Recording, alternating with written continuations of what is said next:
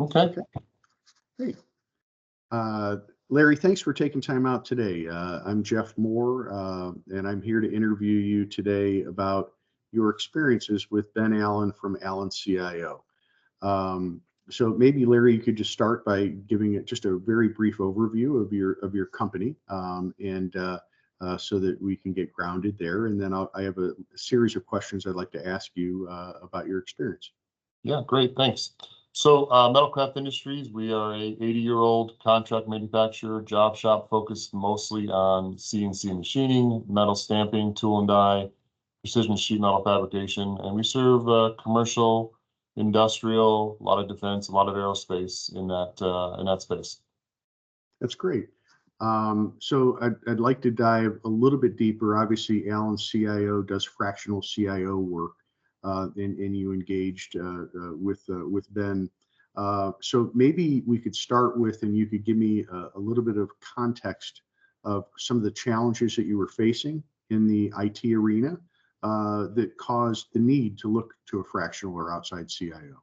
Yeah, sure. So I think, like so many small manufacturers, we are good with the manufacturing technology, but the IT infrastructure is somewhere that I think so many of us lag behind. It's not of great importance. We use typical Microsoft products, we use typical ERP systems to manage the workflow.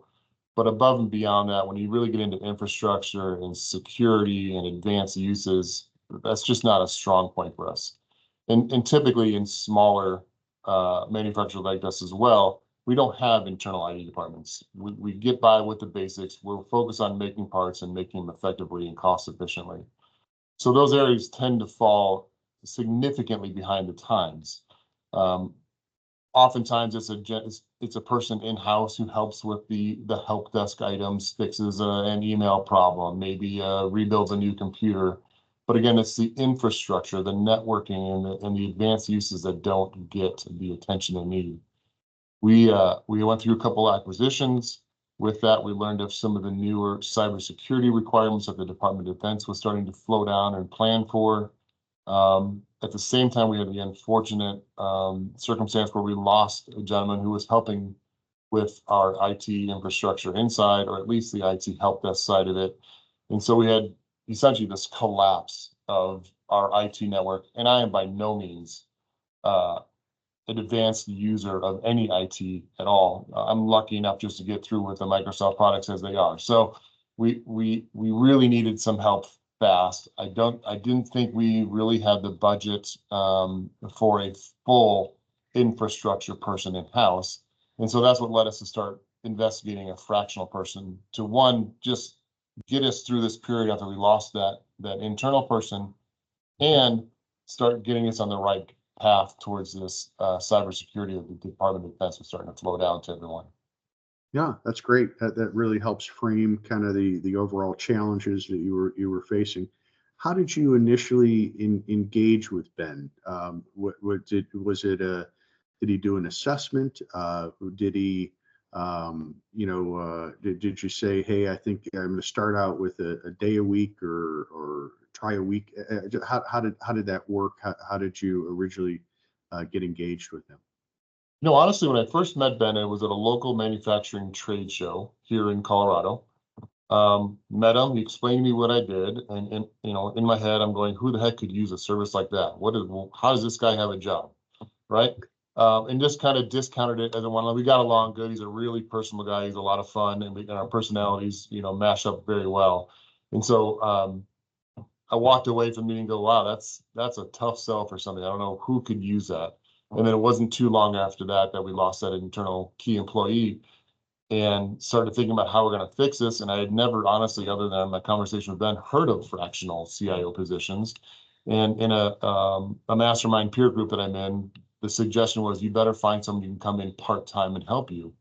And so I just started thinking back through some of my databases of people that I've met over the years and just some of the connections that I've made, and his name rose to the top. So I reached out to him, and lo and behold, it turned out to be exactly what he does. And from at least the standpoint of just getting us back up and running, but also talking to him about this new cybersecurity. And he says, yeah, I can help let's start looking at what you've got. And honestly, it was pretty rough when he got in. I think he was disappointed to see how far behind we were. I think, again, people who come from the IT world don't understand the manufacturing world quite as closely. So it was a bit eye-opening for him to see how far behind the IT infrastructure we are compared to the manufacturing technology that we use. So, yeah. Now, was it a day a week? Was it 2 days a week, 3 days a week? Just trying to understand fractional can mean a lot of different things to a lot of different people. So it maybe help me. So, because I'm going to dive next into some of the solutions and impact that he had, but I wanted to give a framing of about how much time for what period of time so before we dive into the next one. Ben was really clear up front when we first started talking, and we agreed to move forward. He says, I'm going to be working very hard to work myself out of a job, right?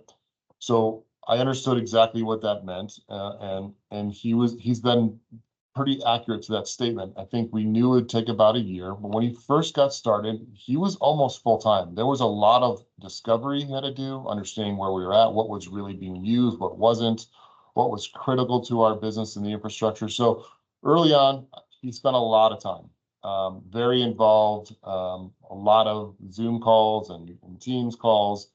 Actually came to the facility several times to check on not just the software and the IT, the stuff that's hidden from me, but really came in and looked at the hardware as well. So early on, very involved. And as time progressed, he tapered off to, he may argue, but I would say, he's gotten down to just a couple hours a week of some unusual projects or things that just kind of pop up. And yeah, so that was it's a progression for sure. Yeah, that's great. Maybe so that helps from about how much time. So we started and he's done. Sounds like he's done what he said he was going to do, which is to work himself out of a job, but still have somebody who's familiar with your environment that you can tap into on an as-needed basis, which is great. So with that context of the time frame that started through some discovery and kind of dwindled down over time, I want to talk a little bit about solutions in impact. So if you can highlight any, it's always hard in the IT space, but what measurable improvements have you seen as a result of utilizing Alan's CIO and Ben specifically about your IT environment, operations, or costs since Ben has joined? Yeah, there's two areas there I think that are important to touch upon. One is our system reliability. So we were having frequent downtime because we were already on the cloud with most of our systems. But the connections and whatever drives that reliability was failing pretty frequently. At the time, we did have an MSP, but I don't believe they were fully engaged as an MSP. And so our relationship was strained because I couldn't quite get them to do what we needed to, which was really make sure the system's working. So when my folks come in the morning, we can get to work and get things done. So there was a lot of disconnect there. I think there was some fee structures with them that really probably didn't align well with what we were using or what we needed. So he really dug into that relationship and ultimately made a decision that they probably weren't the right organization for us. Not that they were doing anything nefarious or wrong, but we needed something different. And at that same time, as we were learning about the cybersecurity rules, the CMMC that's called for the Department of Defense, that is incredibly technical.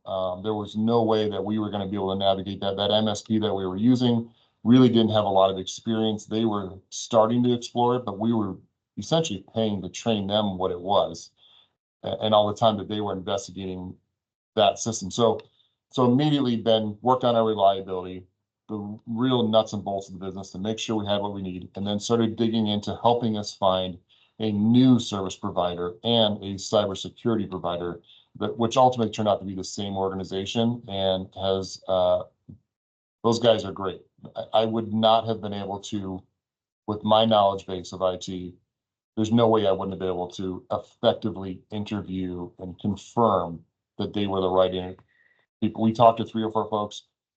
Most of the conversation was in a foreign language to me. So having someone translate and really make the suggestion and advise who we should go with and the reasons why, absolutely critical. There was no way we were going to get through that successfully without Ben. Yeah, I mean, there's a lot of unique nuances to being in the department, dealing with the Department of Defense. So it sounds like there was a significant amount of strategic value that was delivered there.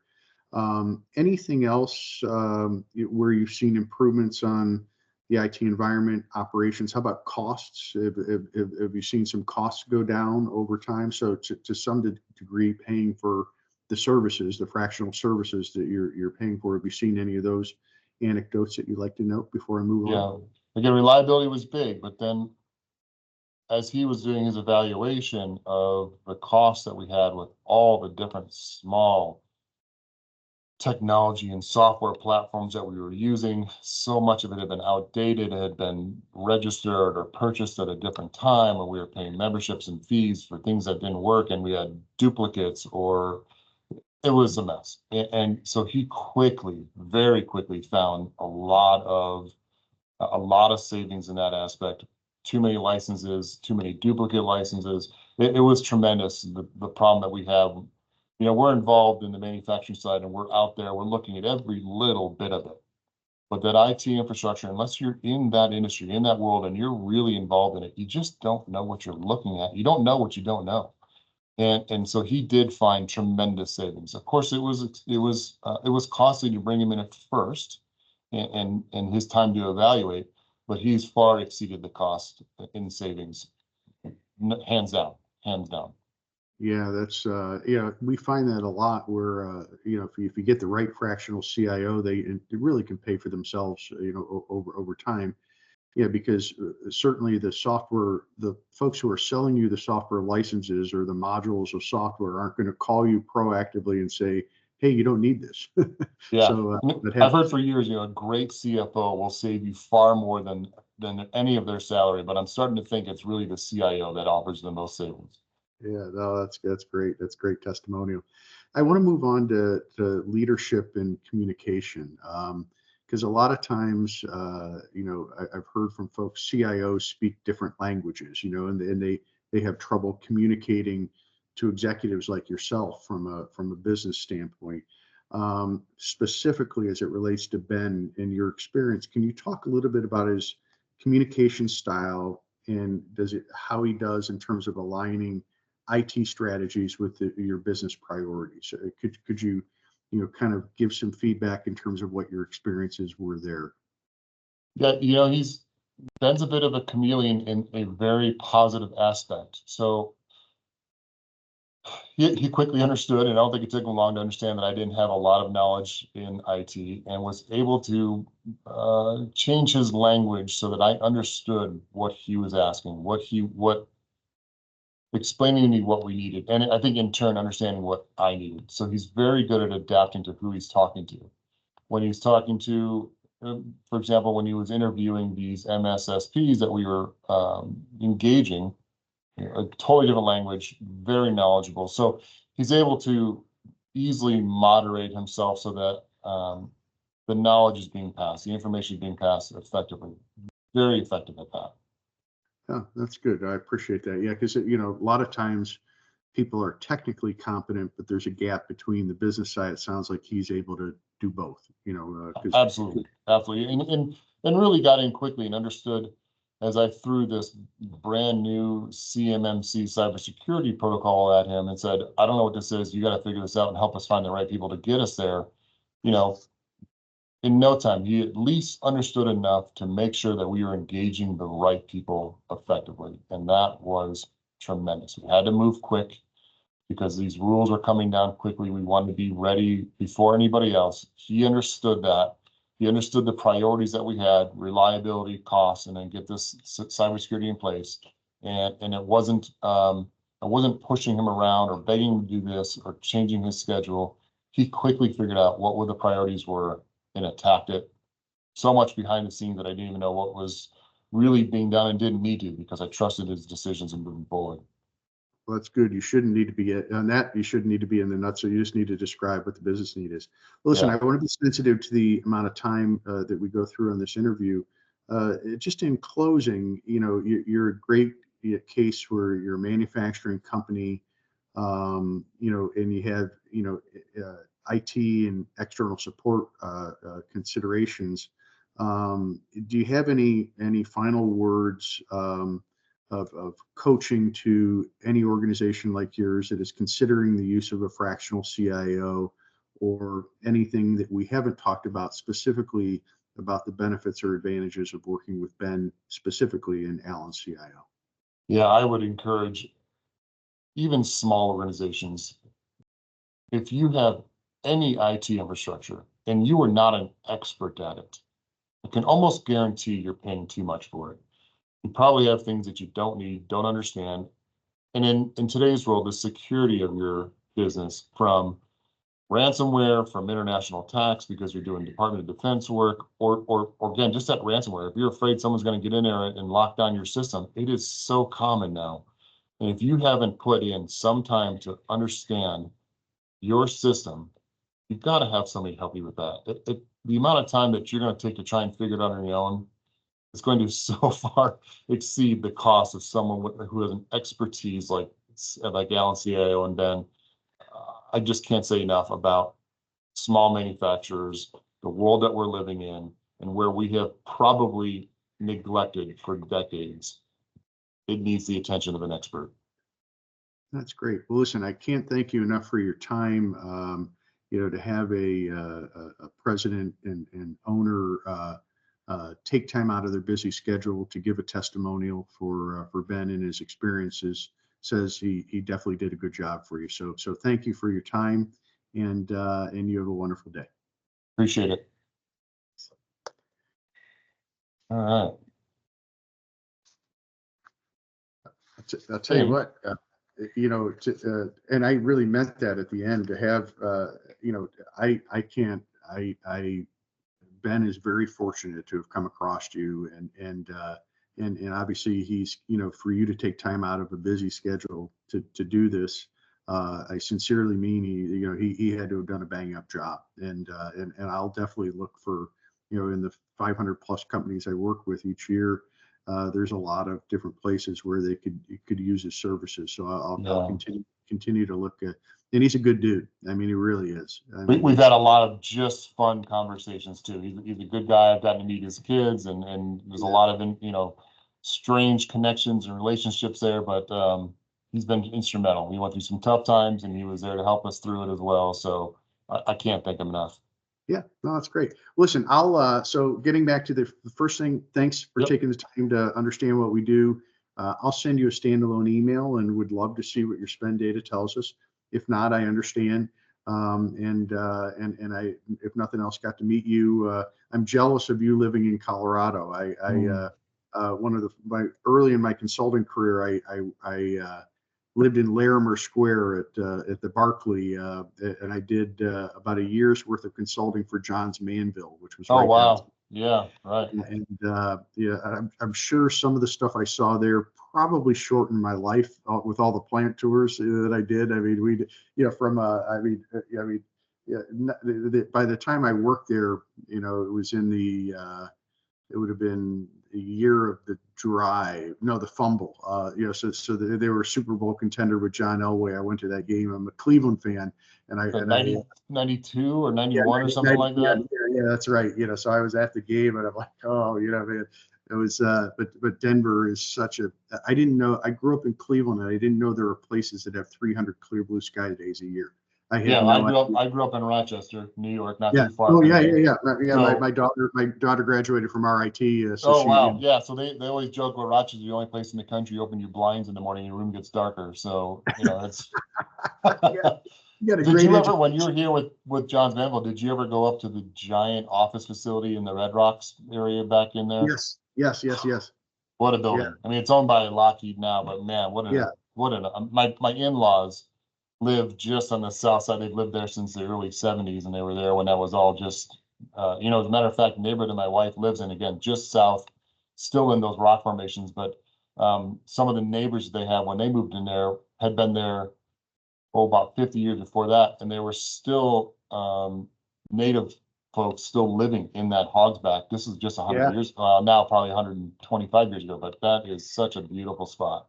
Yeah, and what a great, and right next door to the Red Rock, what a fabulous concert venue. That never. But anyway, and no humidity. I mean, it's kind of crazy. It was, it could be 40, 30 degrees and it feels like 50, and it could be 90 degrees and it feels like 80. And I was like, this is heaven, so, Yeah.